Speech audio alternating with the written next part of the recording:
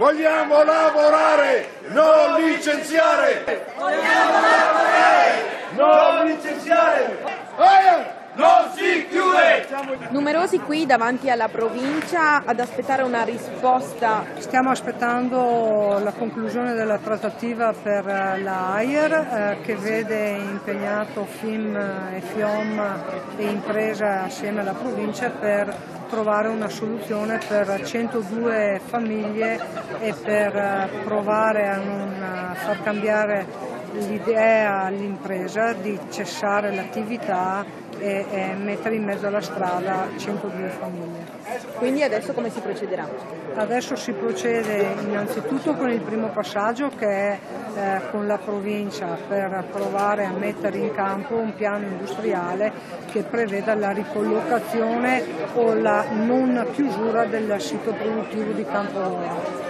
Perché l'azienda ha deciso di chiudere?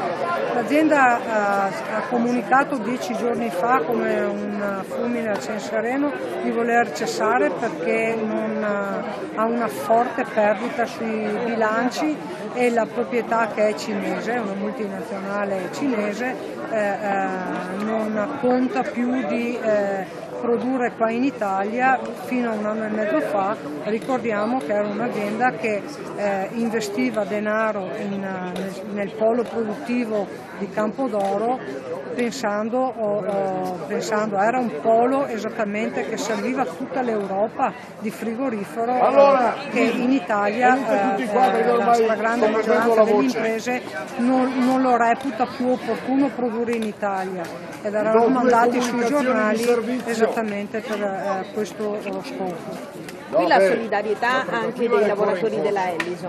Sì, i lavoratori della Ellison sono venuti a portare la propria solidarietà perché hanno la stessa esattamente situazione in modo diverso.